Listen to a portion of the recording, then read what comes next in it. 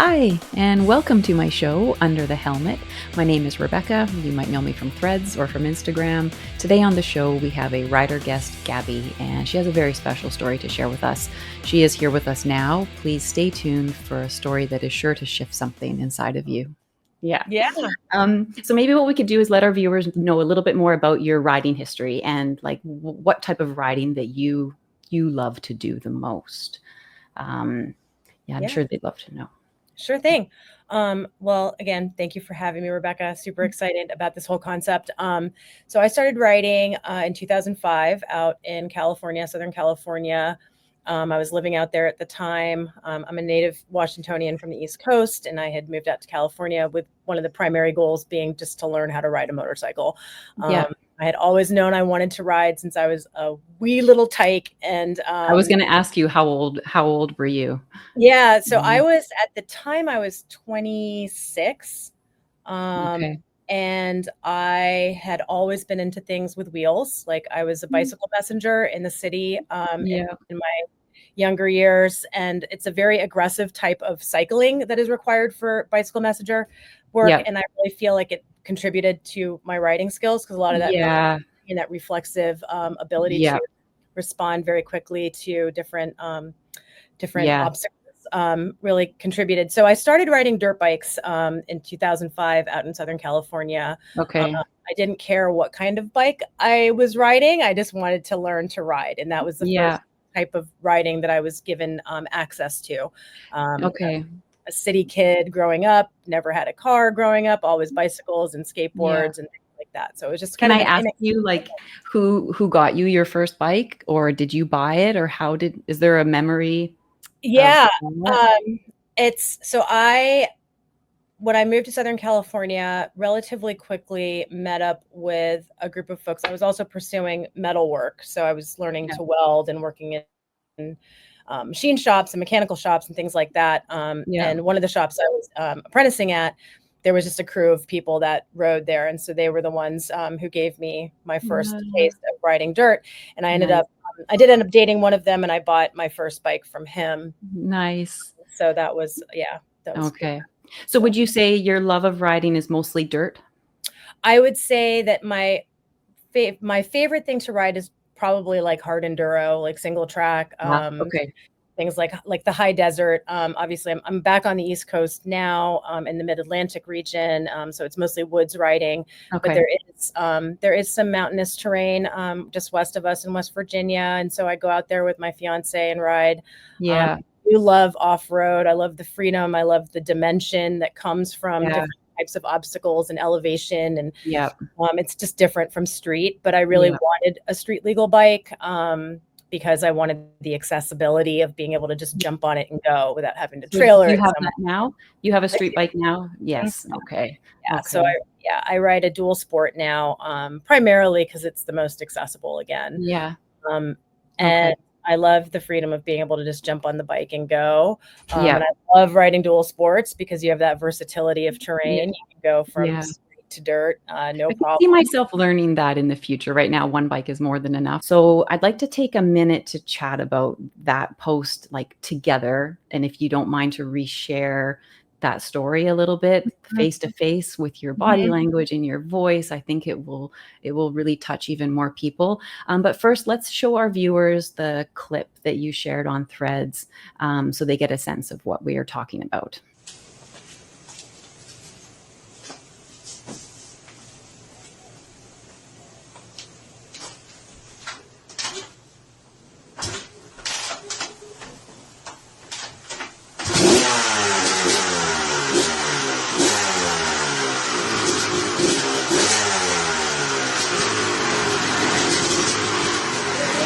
So I think the post that you're referring to, because I definitely don't post a ton. And I did have a post that I made on the 10-year anniversary of me leaving my ex-husband. I left a domestic violence situation, which was, terrifying. And I was very much sort of a prisoner at that time. And so December 27th was the 10-year anniversary date. And I was internally just kind of reflecting on the significance of a decade of freedom, of autonomy, of safety and security for myself and my children, of finding success in my career again. Like a decade of peace, a decade of, I don't have to look over my shoulder. And it was a few years before I really, there were certain triggers. There's a particular model of vehicle that has a sound. It's a turbo diesel engine, and my ex-husband had that truck for several years. Every time I heard that truck, I would just get that immediate heart rate goes up, anxiety waves over you. Exactly. Okay. But one of the aspects to that divorce was the literal fight to keep motorcycles and dirt bikes and riding in general in my life. Of course, because that would be something that brings you joy. And he doesn't, people like that don't want to see you have joy. So you shared the video of that, of you starting your bike in flip-flops. And due to my lack of knowledge, I don't know a lot about the significance of that, but I know the significance of what that moment meant for you. Right. You shared that your bike had been dismantled, and you you went and you did it. So that moment, So the process of recouping my personal items from my ex-husband was very challenging and tumultuous. There were a lot of police involvement in trying to gather my belongings and things like that. And when I was able to go get the bike, it had been dismantled down to the frame. I mean, it was basically a rolling frame, so the wheels were on it, and that was pretty much it. All of the parts were in various boxes. There was no order, rhyme, or reason. Everything was just thrown in boxes. Did you cry when you saw that? I cried many times. I cried many times about the whole situation. And I loved riding so much, and there's a feeling in my heart, in my spirit, in my chest that I can physically feel, that I can only call it like magic. And to feel like I was gonna, I can't, it gives me goosebumps to hear you say that. Take that away from me. The fight that it required, the determination, because it's not like I had a bunch of money to go to a shop and be like, oh yeah, rebuild my bike or buy a bunch of new parts. No. So I had to put things together, and finally I was able, there were some missing parts, which I was able to get. I think the radiators were missing. There was some, tubes and hoses and things like that were missing. So I was able to get all that stuff, rebuild the bike. And then that moment with the starting it in flip-flops, and the reason it's funny with the flip-flops is because I was so excited that I didn't bother to put your boots on or shoes or so I was just like, I know this thing is it's cherry, it's gonna kick over. In the process of rebuilding, I had also had the crank replaced on the motor, so it was like a brand new fresh motor basically. And I was very excited to. And when it started, you're feeling like, I was elated. I was elated. I felt like I had truly overcome. I mean, it was overcoming. It gives me goosebumps to hear you say it in person. I remember I commented on your thread and I said, what a beautiful memory. And then I said, it also makes me feel sad. And then you commented back saying you don't have any sadness with that. It is like this personal, conquering.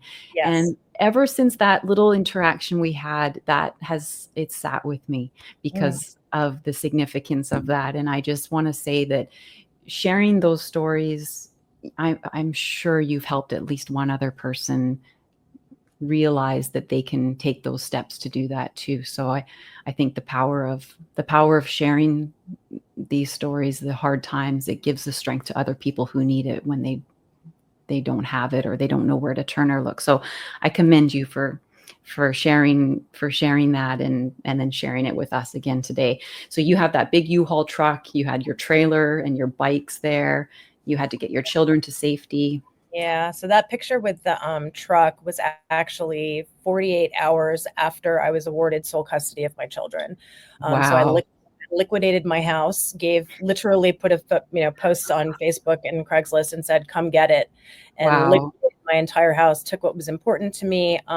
This was a full year. I had to go through the court system after I left my husband. So I had to stay in town and get the custody stuff taken care of. And you were saving money, you shared too, saving money to be able to support. Money away. Yeah, I'd stashed money away for 2 years prior to Yeah. leaving.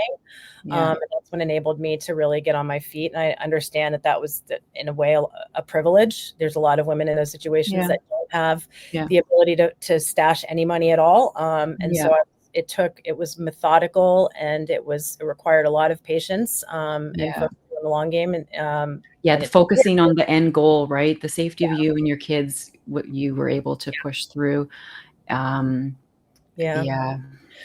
So to go through all that, have him dismantle the bike when I first moved out, and to rebuild that bike and hear it start. I mean, I don't know if there's even words to describe that feeling. It was truly an ultimate moment of conquest. And then, it resonated. So many people were moved and interacted with what you shared. So, and that's the beauty of social media as well, when it's used in that way. So, so thank you for that. And I appreciate your perspective, Rebecca. I thank you, because I do hesitate to post a lot. Like, I don't know. Sometimes it feels like a lot of pressure and weight to, interact with strangers. And so I commend you for doing it so, with so much confidence. But it's nice to hear that there was value in those shares. And there was value, and certain things you just stick with you and you hold on to them, and you can usually find out the purpose later on, which is what we're doing right now. So and I think something I always try to remember is, no matter what we're going through, someone else has or is going through it. So there's always people experiencing the same things we're experiencing. And even if it's just to have someone else say, hey, I get it, hey, I've been there, hey, I understand, it can immediately make you feel better, right? I was wondering, if we went back to your earlier riding days, were you racing? Did you do contests? I have done some racing. I've done some hare scrambles, only hare scrambles on out west and on the East Coast. I haven't done a ton of them. I mean, like literally a handful. But I would love to race again. There's a scramble series near me that work tends to interfere with the timing. The races that would be most suited for me. But yes, I have done some racing. The community on Threads for bikers has been, it's been really, really cool. It is really cool. It is really cool. 100% agree. And I will add to, just to sort of a little addendum to that answer, is that I've never felt any type of, like, I've always been supported by men in the industry. Yeah, that was where I was leading to. Was wondering if you've ever, like, if you've not felt support, or you have always pretty much felt like just one of the team, one of the group, and equals.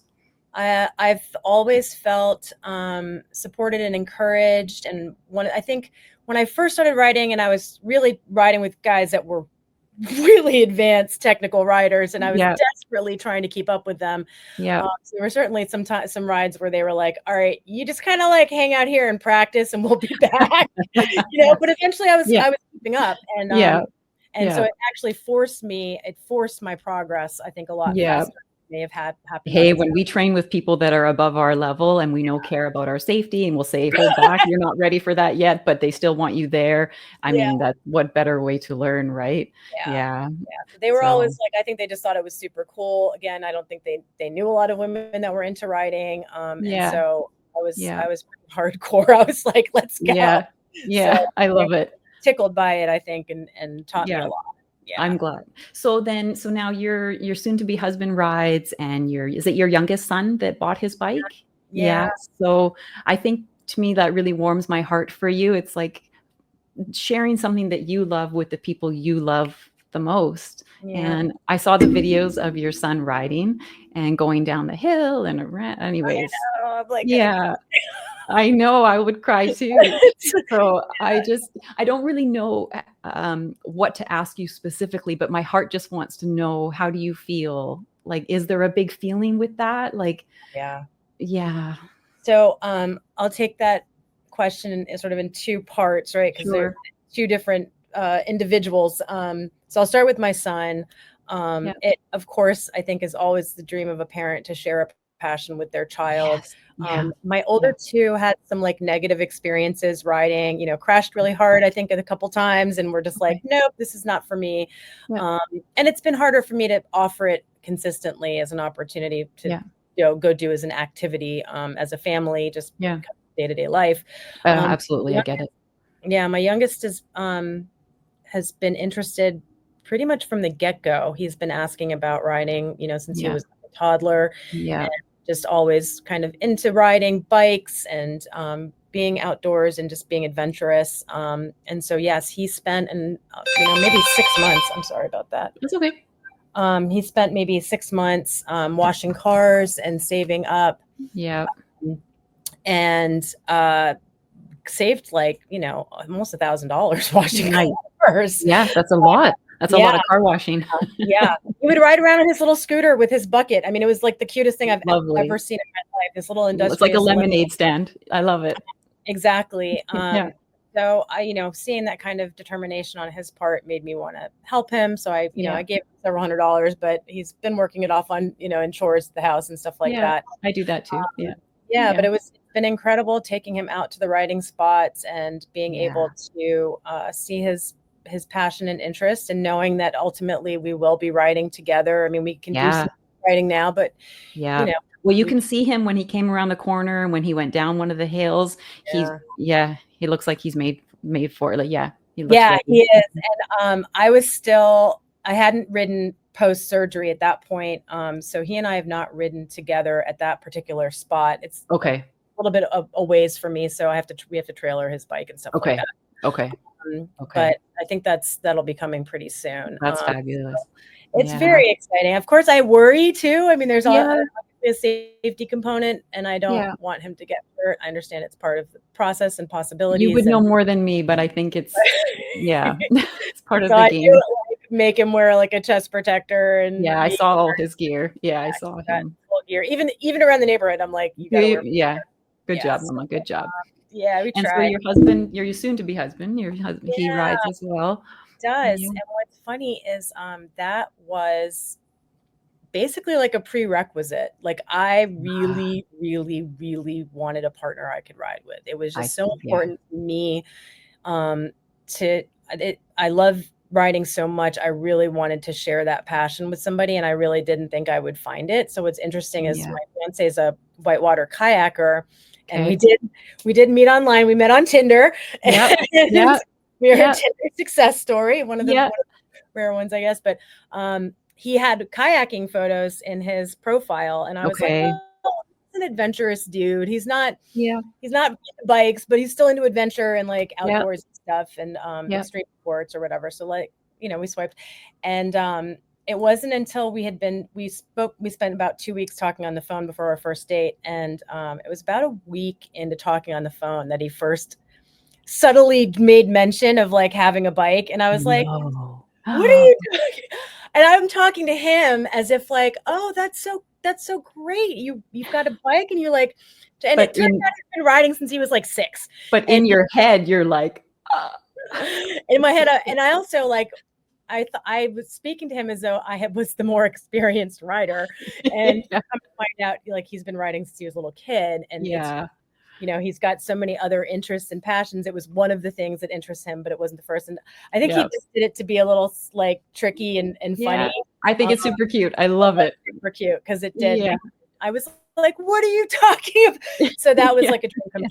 And he's a wonderful person, and he's introduced me to a new community of riders out where he lives, and new riding spots. And it was we talk about it all the time every time we ride together, and I'm sure you and Juan share that same. We do.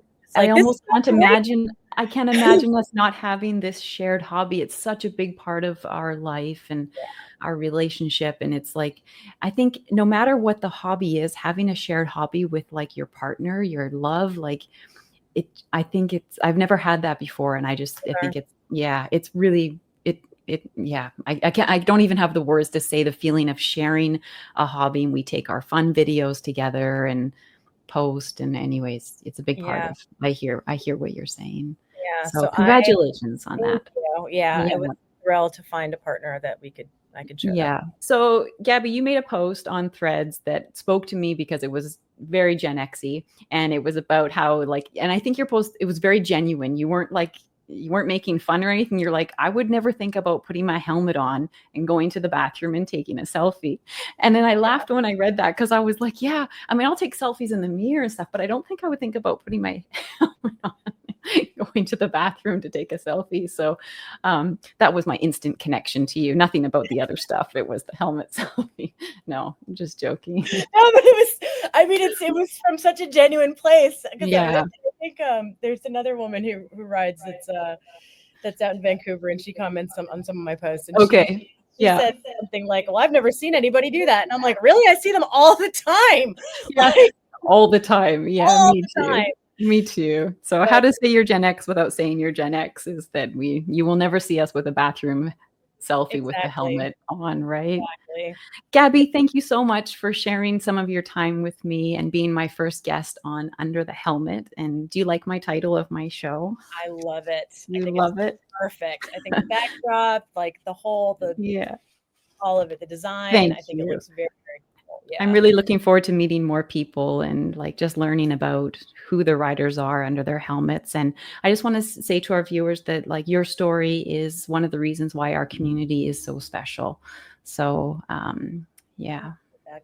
And so congratulations on everything that you overcame and your career and being a mom. And so you're a gift and you're an inspiration, and never forget that. Okay. Thank you, Rebecca. So you're so sweet. You're the kindest person ever. I swear. So we'll say goodbye. We'll tell everyone, we'll say, stay kind, 2 wheels down, keep your bike upright, 2 wheels down. All right. And until next time, we'll catch you all later. Thanks, Gabi. Thank you. Okay, bye.